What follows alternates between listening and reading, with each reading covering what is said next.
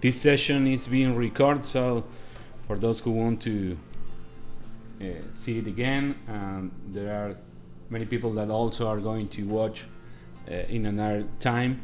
That's why we are going to record. Let me turn off the music so we can start.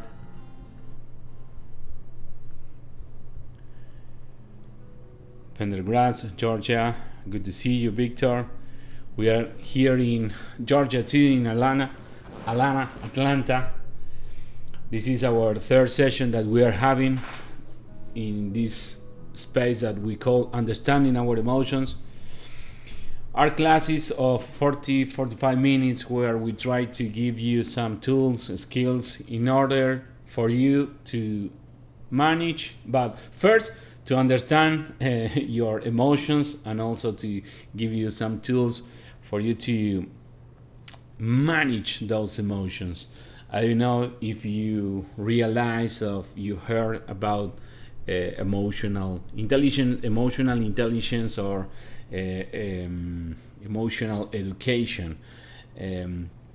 We are able to educate our emotional system, and that's why we are here, because we think that in these times people are struggling, people are suffering in many ways, emotionally, spiritually, and we have been there, so we know what it is about to feel not only with anxiety, depression, to struggle with hard things. And we receive some tools, and that's why we're here, in order for you to receive those advice, counsel, and another way to understand how your emotions work. That's why we are here. And we are trying to do this once a month, and maybe in the future we can do it twice.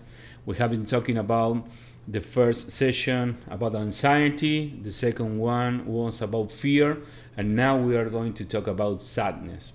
If you didn't participate on the other two, you can ask here in the chat, or maybe in the WhatsApp channel that we have the links for the other recordings, so you can catch up. But we are going to refresh some things that we have been discussing and sharing with you. When we talk about emotions, we talk about not in the way we feel about the things that happen to us. We are not there. We are not talking about that emotions are created because of the things that happen in our life. And how is that? You can have two different people that have the same problem, and both of them are going to react in a different way. For example, if the person A and the person B crash their car, person A was a guy who worked for many years to buy that car, and he not only buy a car, he buy the car of his dream. Person B, regular person, change car like twice, once a year, or maybe once in 2 years. The car isn't too much relevant for person B, but for person A is the most important thing, to have a car. And both, they crash their cars. Person A is going to react with sadness, with anger, and person B is going to handle in a different way. Okay, it's a car, I am not hurt, my family is okay, so I am not going to react with anger, with sadness. I am going to react in a different way. And here we can see that we have the same event, but different reaction and different emotions. So we can say that the emotions are created or generated not by the things that happen to us, but yes, in how we evaluate the things that happen to us. And we are not going to express or to teach you to suppress, to eliminate the emotions. No, because there is not such thing. We cannot eliminate the emotions. We cannot eliminate the way in how we feel. We are not there. We are trying to help you to manage the intensity that you give to the events, because if we work on the intensity, we are going to work on the reaction, we are going to work on the behavior, we are going to be able to change the way in how we react. And that's why we talk about understanding the emotions and being able to manage the way in how we react. And if we eliminate those emotions, we are not going to be able to eliminate the way how we react, because we have a fingerprint. Let's talk about fingerprint, but in a mind way. In our mind, we have like a fingerprint, and it's a way in how we react to the same events. For example, if someone do to us an injustice, we are going to react with anger, we are going to react with the desire of revenge, because we have been through this fingerprint that is in our mind, we have been reacting in the same way for the past years, decades. So if something similar happened to us, we're going to react in a similar way. And when we start considering, okay, let's think about this, I am not going to react with sadness, with anger, in a dysfunctional way. Yeah, if you are taking notes, maybe you can write functional and dysfunctional, because if we can work on the intensity of the emotion, we can work on the intensity of their reaction and the behavior, and we can work on not being dysfunctional people in this dysfunctional work. What is to be dysfunctional? For example, you have a goal for the day. You are supposed to go outside with your wife, with your husband for dinner, and you have been planning this for the past weeks, and you are excited about this situation. And that morning you were going out, and your husband or your wife was with a cup of coffee, and accidents happen, and he or she spilled all the coffee over to you, and you start shouting, you start getting mad, getting angry, and you know what, we are not going to have dinner today, because this is the most catastrophic thing that can happen to me, because now I have to get dressed again, I have to clean this, and you mess my day, you mess my time, and so we are not going to have that dinner that we have been planning. That situation is a dysfunctional reaction. When we can manage our emotions, we start acting in dysfunctional ways. We have purpose, we have goals, and when the goal, that for this example was that we were going to have dinner, because of the way how we evaluate that situation, and we gave that situation a high level, a high intensity, that's the way we react, and we start deleting our goals, our plans. We are talking about a dinner, but some people, for this kind of reaction, and ended up with divorce, with changing churches, changing relationships, because they don't know how to manage the way how they react, because of they don't know how to manage the way how they evaluate the situation that take place in their life. But today we are going to talk about sadness. And before going there, we need to understand this. Every negative emotion have an internal belief, a deep belief. It's not conscious. When we are going to have sadness, we don't realize this in our mind. We don't have this um, talking with ourselves about this situation, but our internal beliefs that are unconscious. What is an internal belief or a deep belief? Things that take place in our mind and our soul because of the way we have been solving situations, because of the way our parents, our families, our culture teach us how to um, present in front of the battles, in front of the problems, and those deep beliefs are going to tell us how we can react, how we can behave.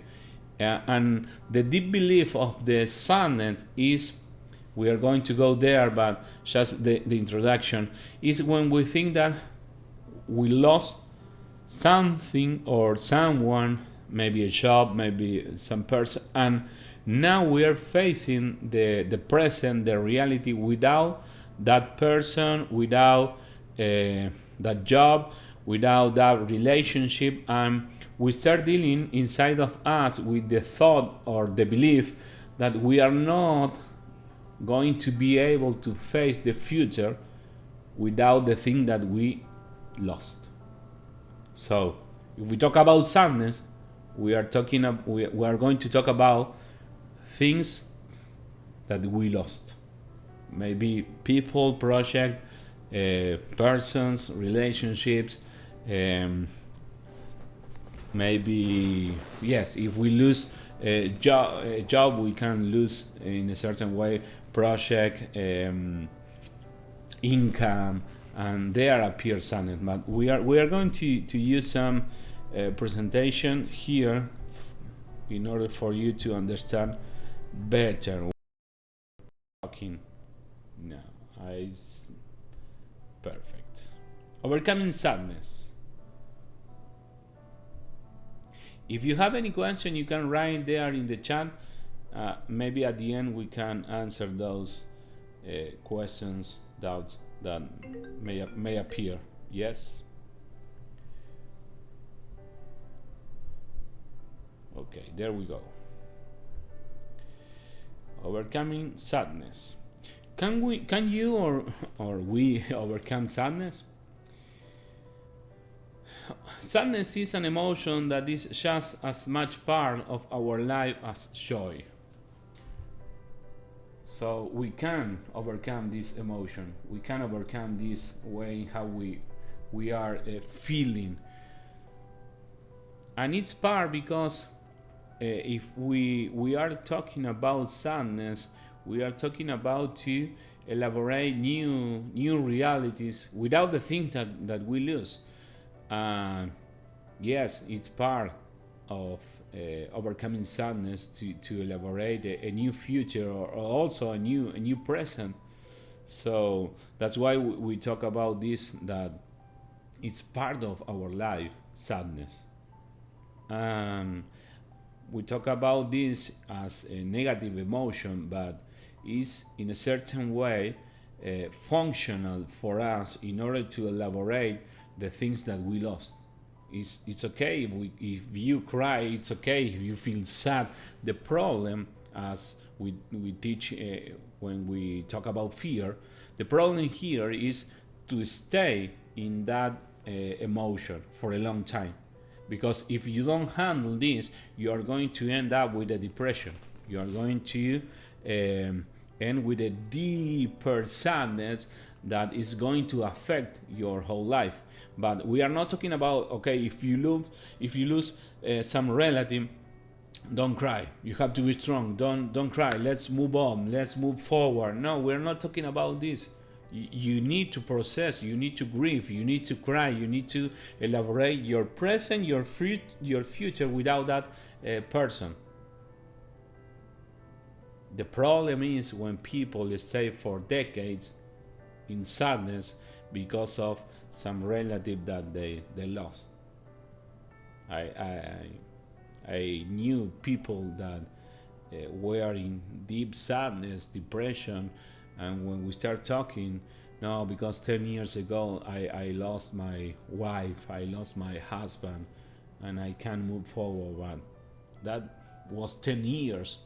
It's okay to feel sad, but only for a while, not to stay there, because uh, they end with uh, deeper deeper problems, not only in emotional way, also in their they start feeling disease on their own bodies when we don't handle well our emotions.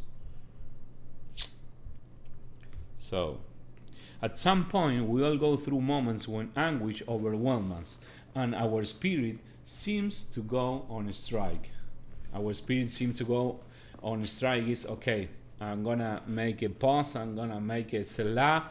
uh, I need to stay for a while dealing with this. So everyone has times in their life where they have been through some hard times, where they feel overwhelmed, and it's okay. But the problem again is to stay there for a long, long time.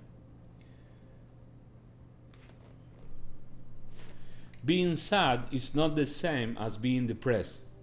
In fact, sadness is only one of the characteristics of depression. We're going to go there in a few minutes. Being sad doesn't mean to being sick. Yeah, it doesn't mean a person is dysfunctional or necessarily in need of therapy. Sadness is functional when its intensity is appropriate to the circumstances, as I was talking. So if the intensity of sadness is, it is the intensity of sadness that determines whether it is functional or dysfunctional, as I was talking a few minutes before. The truth is that our thoughts are our decision. Your thoughts are your decision. In the way you think is the way in how you are going to feel. That's why if you change your thoughts, you are going to be able to change the way how you feel. Okay, how I can handle sadness. Okay, it's bad to lose a project, someone I love. It's bad. It's really hurting inside of me. But the issue is, okay, I can deal with this. I can live without this person. I can live without this. I'm going to grieve. I'm going to cry. I'm going to elaborate this new reality. But I need to move forward. So I start discussing with myself that okay, I can handle this situation. Maybe not now because it's recently. Maybe the first year, if someone lose a loved one, the first year is really hard, really tough. In the first birthday without the person, the first Christmas without the person, the first anniversary without the person, it's really tough. But okay, after the first year, we're going to, okay, this is my life now. This person is not here anymore, but I need to move forward. Not only for me, for the others that are here, my kids, my other family. So we start like discussing with ourselves in this way.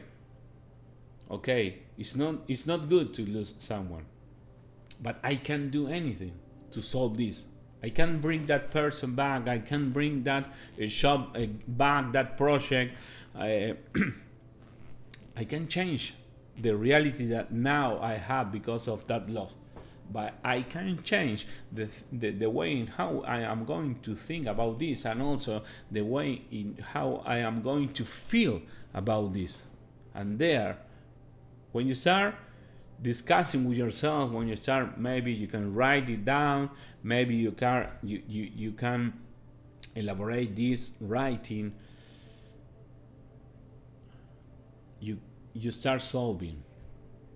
When you grieve, you start solving. When you think yourself in the future or in the present without that thing, person, relationship, work, project that you lost,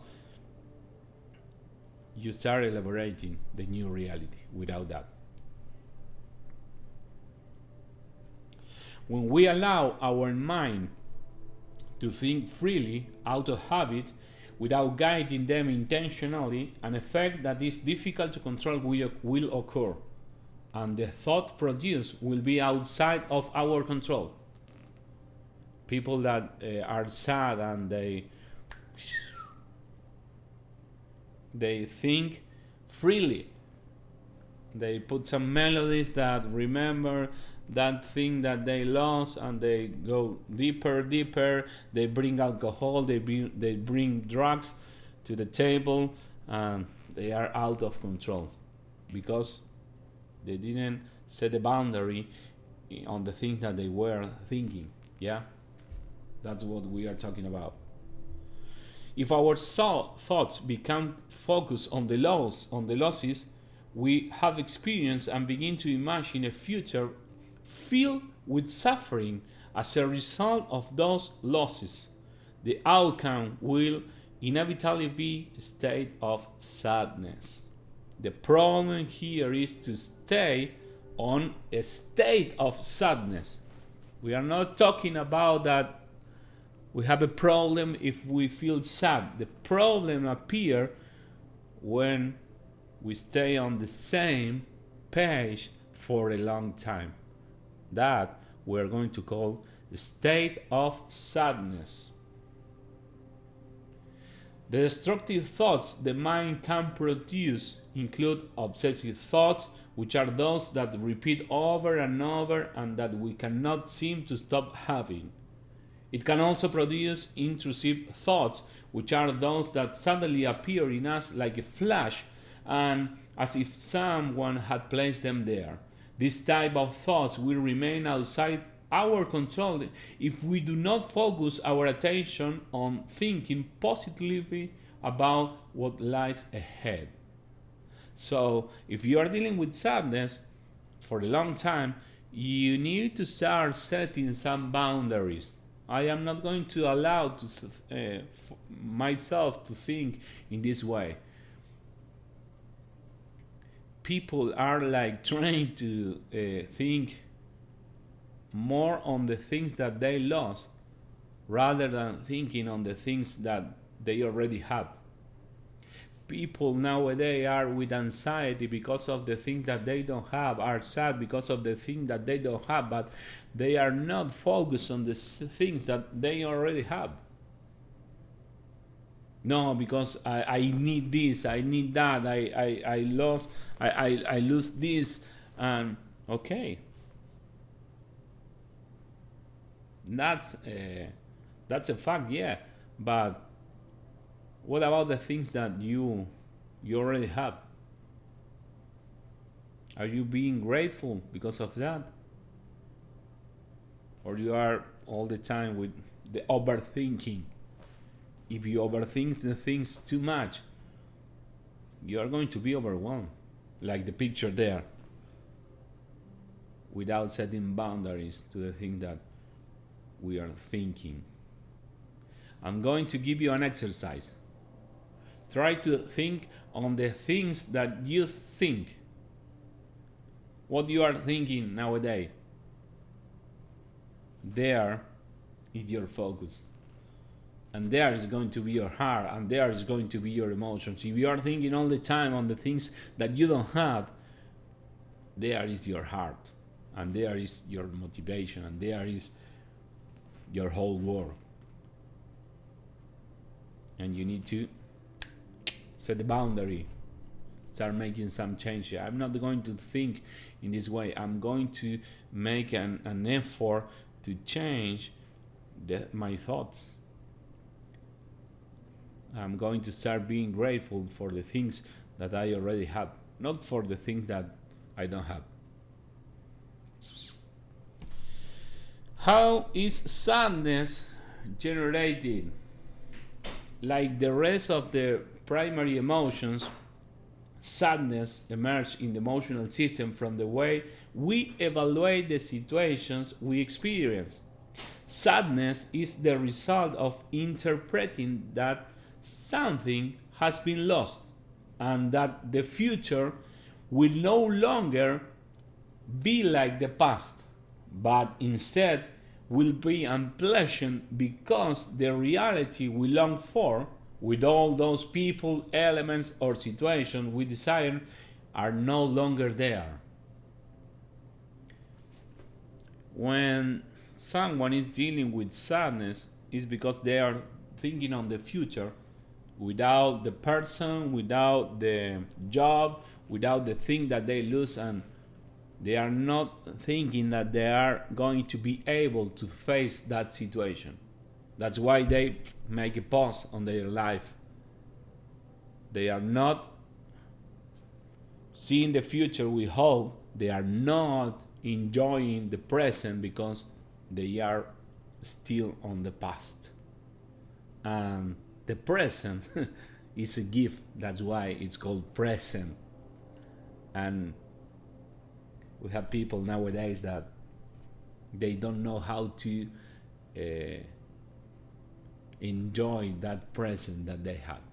They are stuck on the past, or they are thinking too much in the future, and they are not enjoying the present that it's in front of them. These losses can range from the concrete to the abstract. People may lose loved ones, friends, or dreams, ideas, hopes.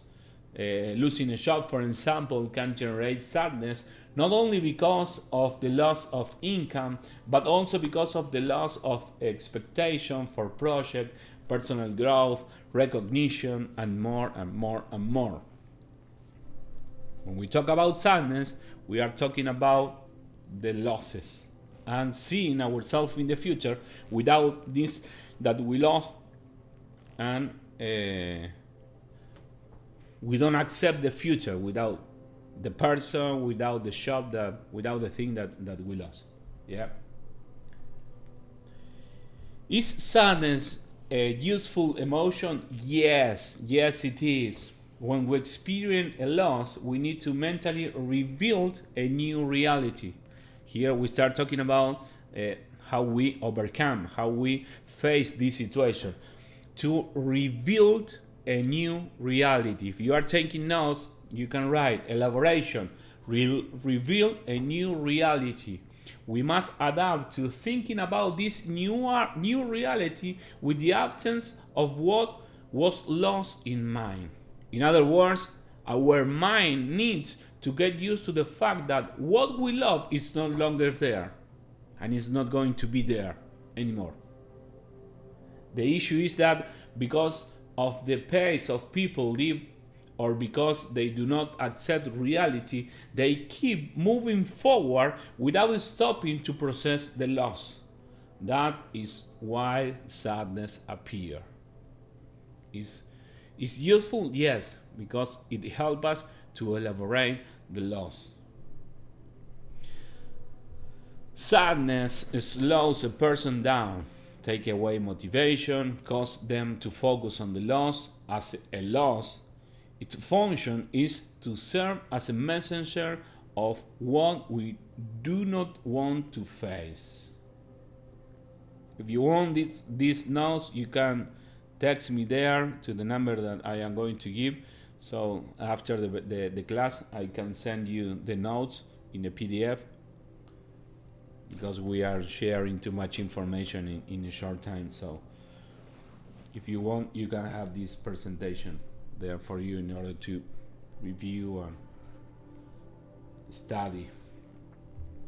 When a person takes time to reflect on the loss and on what life will be like from now on, they are more likely to work through grief in faster and healthier way. We are not saying, okay, we have to move forward. No. We need to elaborate. We are okay. I had this loss.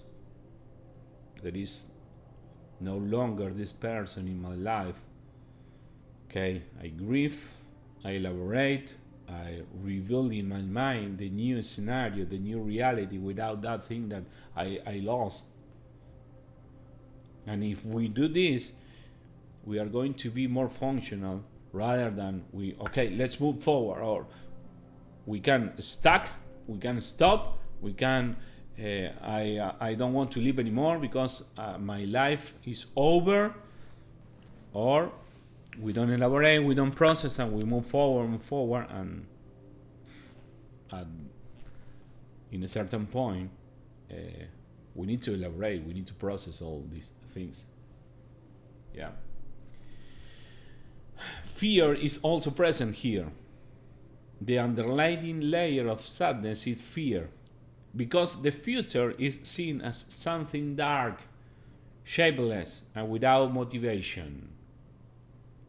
When we teach about fear, we talk about this. I am seeing the future, I am seeing danger, I am not seeing myself able to handle that situation. That's why appear fear in our life sometimes. The difference is that it is not about measuring what might happen or evaluating the harm it could cause to us, but rather about our ability to see the future becoming disrupted. Sadness, like fear, is also resolved through self confidence and by confronting reality. How we overcome sadness? With self confidence, and if we confront the reality. Okay, this is the reality. The person is not there anymore, but I have to move forward. I confront the situation, I face that situation. When pathological sadness takes over our life, it places a dark veil before us, taking away any ability to clearly see what lies ahead. Because what disturbs us most is not the pain itself, but the uncertainty of not knowing how long that anguish may last. If someone were to lose a job but felt certain they could quickly find an even better one, their anguish would last only a short time. In fact, it is possible they might not suffer much at all, but if that person is uncertain about what the future holds financially, the anguish will be much more intense. When someone experiences a loss, they do not suffer only because of the loss itself, but also because they do not know how they will manage to live in a reality marked by the absence of the loved one. This places the person in a state of anxiety and despair because they have no prior experience on that situation. There appear the uncertain future. How is going to be my future without this? And there appear anxiety, seeing ourselves in the future without the ability to handle that situation.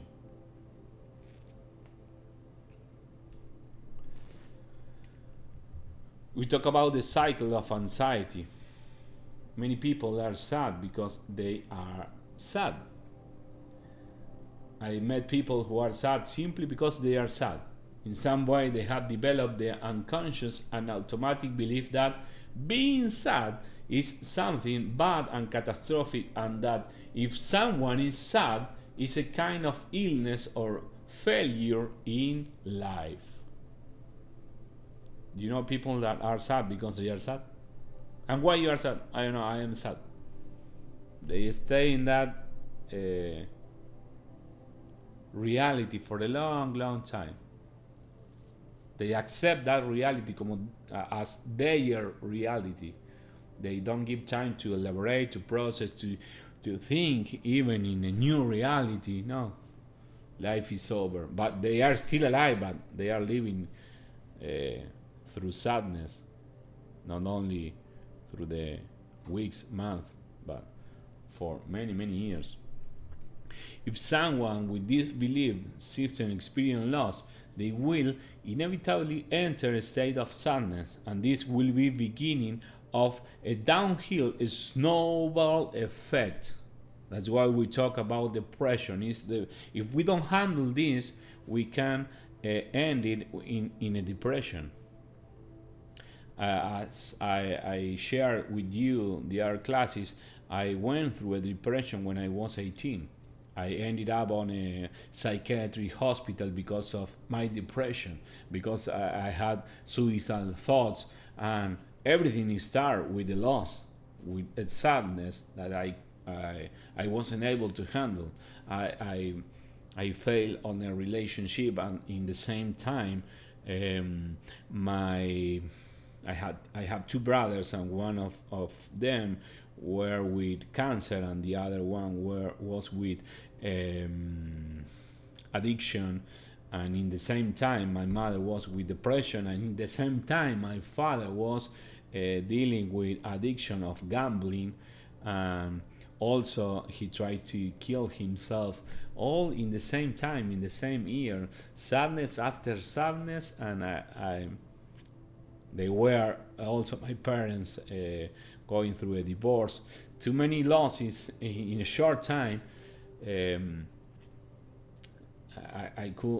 I wasn't able to see the future with hope, and I entered in a state of sadness that I couldn't handle, and I started thinking, okay, the only outcome of this, or the only way that I can face this if if I don't exist anymore. And I went really deep with that I ended up on a psychiatric hospital, taking pills, having medication for many years. No, many years, no, many months. In a period of, I think, yeah, a year, I was without pills, without medications. I was in treatment, but another treatment. That was the time when I encountered with God, and that changes my way of seeing life and everything. So I am not talking about a thing that I heard. I experienced this. That's why I'm here telling you that it's okay to feel sad, but if you don't solve this, it could end in a worse situation. If you are there, if you are in depression, it's not good, but you can overcome that. I think that this is going to be the next session that we are going to talk about to overcome depression. So it's going to be next month. What does it mean to process a loss? Human beings carry within their imagination, within their mental images, representations of everyday realities. When we think of a house, for example, we picture our own home, or a house clearly defined in our mind, as well as a family or our loved ones. These images are built from the sum of our lived experience, what we have heard, seen, thought, reasoning through, and so on. When one of these elements of reality is lost, a kind of mental chaos is produced, because the current reality no longer matches the reality we had built in our mind. There is a reality that we build in our mind because of the experience, the relationship, and when something there is lost, the reality it doesn't match what we are living inside of us in our mind with the real reality outside of us, without that beloved, that job, that thing that we lost. There is how appear sadness in our life. To process means to build, as we talked minutes before. Processing a loss is related to rebuilding in our minds an image of the empty reality we now face, so that we can adapt to it. This process takes time and goes through a period of grief. It's not okay, I get it, now it's Friday, on Monday I'm going to feel better, I'm going to process all this. No, it's going to take time. Grief is a psychological process in which a person goes through different states in response to a loss. First, denial. People understand what is happening, but they do not experience the anguish because they are not yet incorporating the new reality. They deny. Inside of them, their thoughts, they are denying the loss. That's why they do not connect at the first with the anguish, with the sadness. They may connect with the anger because they are denying. And the second is anger. Once a person begins to come to terms with the loss, it is very common for them to become angry. They interpret the situation as unfair. Therefore, in their circumstances, they will need to forgive whoever they see as responsible for what happened, because anger takes place. Denial, anger, and the last one, elaboration. The person begins to reinterpret reality and to develop activities that are in line with that reality. If we don't process all this, it may end with chronic stress that can lead us also to depression. Stress can trigger emotional states, but it is not an emotion in itself. Rather, it is the way the body reacts to chronic states of anxiety.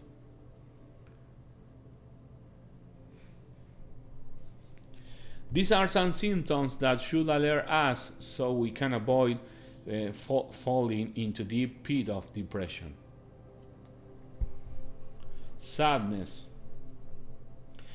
Deep with feelings of heaviness, crying, and withdrawal into oneself in people with fearful personality profiles. Despair. As the word itself suggests, it is the absence of hope. The future no longer appears to hold good possibilities. Irritability. These are people who have very little tolerance for problems or differences with others, and they seem to become angry more quickly. Isolation and withdrawal. People who tend toward deep sadness or depression often have difficulty tolerating others, so they choose to remain isolated. Negative thoughts. Sadness can sometimes produce such deep emotional pain that it becomes difficult to think about anything else.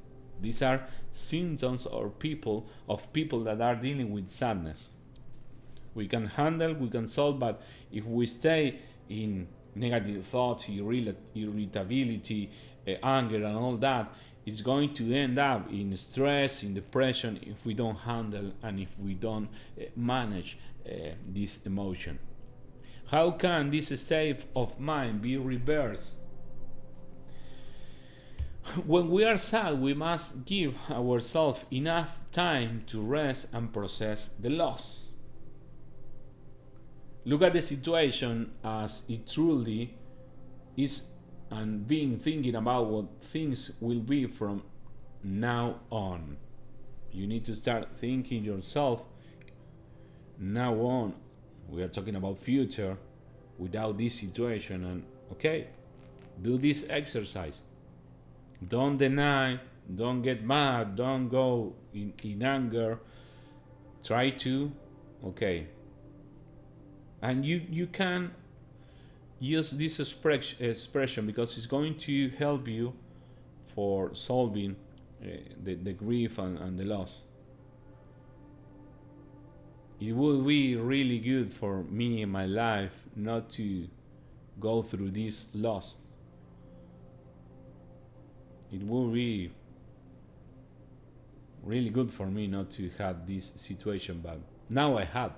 So I need to face my reality without this.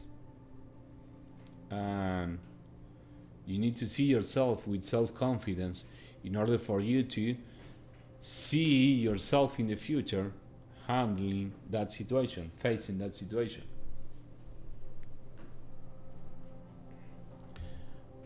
This one is in Spanish. What we do when we don't remember about the past, involuntary. Now, what we do when we remember about the past in an involuntary way. Talk to someone. This is the best advice for us. Talk to someone. Talk about this until you end the subject. If you need to cry, cry, but don't stay alone with these thoughts. Try to find a friend, a counselor, a pastor, a leader, someone to talk about the thing that you lost. Don't try to handle only by yourself. Because if you stay there for a long time, weeks, months, years, you are not solving anything. But when you talk, you are elaborating. Yeah. Change your environment so it becomes easier not to associate certain place with memories. People that lost someone, sometimes they leave their bedrooms with the same clothes. They don't change anything in order for them to honor the husband, the wife, the kid, the brother, and they are not elaborating anything. I'm not telling to you to get rid of everything, but it's okay for the first time. But the first time I'm talking about the first month, but you need to move forward. And when you change your environment, it's going to be easier for you not to associate the places with the memories, because there are going to appear the emotion also. You are going to remember, oh, here is the place where I used to be with him, with her, and you stay there in sadness. Do not stay in bed. No matter how much you feel like staying in bed, don't do it, because activating your body will set the serotonergic system in your brain in motion. This will help lift your mood. Come out of the darkness. It is common for people with a tendency towards sadness to remain lying down in closed, dark environments. In the bedroom, lights off. Come out of the darkness. Do not let that prison trap you. Open the windows. Bring light into the house. Many studies have shown that patients exposed to sunlight experience noticeable improvements compared to those who avoid it. Thanks to this research, therapies such as light therapy are used, in which depressed patients spend 1 or 2 hours in sunlight before sunset. If you are feeling sad, if you are feeling depression, go outside, stay receiving the light of the sun, and you are going to start feeling better instead of staying there in your bedroom in the darkness. Listen to music with positive, uplifting messages. It is common for people who feel sad to choose melancholic melodies and lyrics that match their situation. This strengthens destructive and pessimistic thoughts. So, if you lose someone, don't listen to music that talk about that situation. Try to listen to music with positive messages, because it's going to help you. Spend time with friends.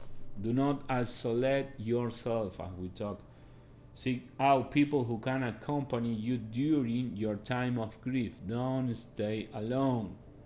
I want to be alone. Yes, I know that you want to be alone if you are sad, but I am giving you some advices in order for you to overcome sadness. Go out for a walk. Learn to get out of the house. Get some fresh air into your lungs. Walking increases blood circulation, which will help you to feel better. Mental health professionals agree that physical exercise significantly improves mental mental well-being and mood. So go outside, go for a walk, breathe some fresh air, connect with nature, stay there, seeing the nature, and meditate on that. It's going to help you. Eat healthy. The next one here. Eat healthy. Foods that are high in fat take longer to digest. This can make us feel heavy and sluggish. When we eat healthy foods such as vegetables, fruits, and dairy products, the body responds more easily to our demands and daily activities. Physical discomfort is reduced, and as a result, our mood improves. I know that when you feel sad, you want to eat burgers, fried coke, ice cream, fat, and that's not helping you in order to overcome sadness. Watch funny movies. Avoid dramatic films. Try to create environments where laughter is present. Laughter releases endorphins, and this will regenerate pleasure and mental relief. If you are sad, don't stay there in your house, in your dark bedroom, watching movies of drama that are going to connect you with that emotion. Try to see funny movies. Avoid solving problems that can wait. Avoid trying to make major decisions during times of grief. Wait until you are mentally well before making wise decisions. Do not quit your job, move out of your house, or leave your town until your mind is clear. Avoid heavy mental strain.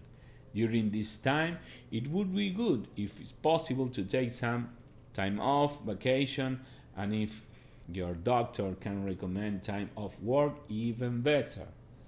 Do not hold back from using the resources that may help you improve. Depressions can be there, and if precautions are not taken to protect your psychological reserves, you may find yourself sinking into depression. Create a pleasant atmosphere in your home.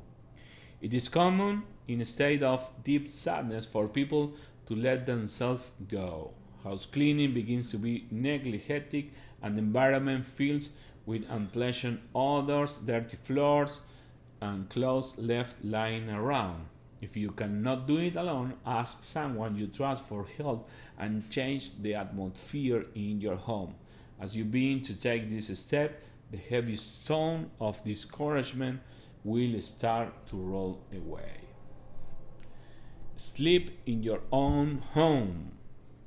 It is common for people going through deep sadness to struggle with their sleep schedule. For many, night and day become reversed. The reason is that sadness often brings with it the anxiety of wanting that state to end, which keeps the body in a state of alert. Getting proper rest allows our neurons to recover from continuous activity. It is not enough simply to stay still or lie down for the muscle to rest. It is necessary to enter a state of sleep so that the waking system can recover from exhaustion. And when we talk about sleeping in our own home, is because people, when they are in deep state of sadness, are changing of environment in order not to connect again with the thing that they lost. You need to learn to motivate yourself. Motivation is the emotional push that creates the desire to move forward.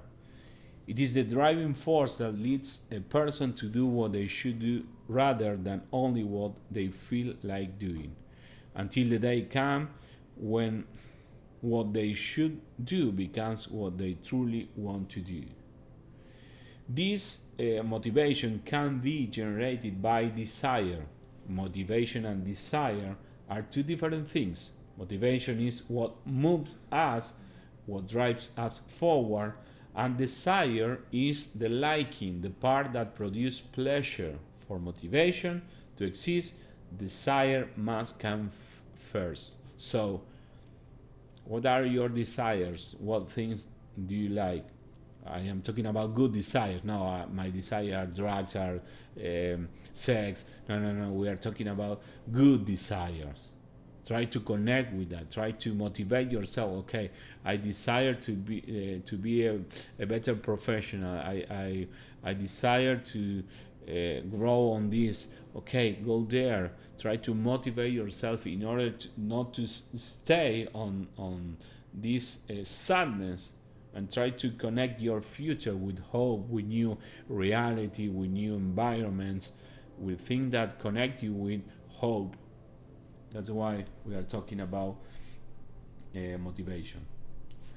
What are you going to do with your life? In a state of sadness, just as with other emotions, many people are not even motivated to rise out of their situation because they are unable to see the emotional benefits of doing things in a different way. They do not have the information that their condition can change.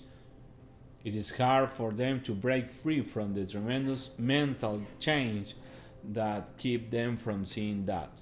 In the future, things can get better, and perhaps even better than before, if God allowed it.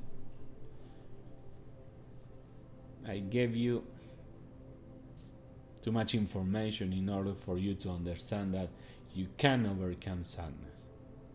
It's not okay to stay there for a long, long time, because it's going to end up on a depression, or maybe a deeper problem. Remember that being sad does not make you sick. Do not add to your sadness the burden of feeling like a mentally ill person. It's okay to feel sad, but it's not okay to stay there for a long, long time. How to overcome sadness? Doing the things that we discussed today. And if you are in a depression, okay, all the steps that we discussed today are going to help you also. You need to, if you are on a deep depression, you need to find professional help, but you can try to go through these steps and activities and change of thoughts and all the things that we discussed today in order for you to overcome sadness. Yeah. I am not going to take more time because our class is of 45-50 minutes. If you have questions, you can text. I'm gonna write it down here for those who want the notes, and if they had question, you can text to that number. From tomorrow, I'm gonna answer all the things that we can, and also we are going to send the notes. Next month we're going to talk about, I don't know if we're going to talk about depression or how to handle, how to manage the anger. So stay tuned there. If you are not on the WhatsApp channel, you can connect, because we are sharing the record and all the things, other tools we are sharing through the WhatsApp channel. I'm going to paste here the link. It's on the Zoom chat. You can click there and you are going to join the WhatsApp channel where we share all the information weekly and the next sessions that we are having. I know that we spoke fast, lot of information, but it's our desire to give you tools, skill, in order for you to handle situations in a better way, and in order for you to understand your emotions and manage the way in how you feel and you react. God bless you. Thank you for joining us today. Thank you for those who are the first time. You can text also there if you want. If for those who is the first time, you can text there, and we are going to share with you the recordings of the other session that we had. God bless you. Have a good rest, and see you next month. Bye bye.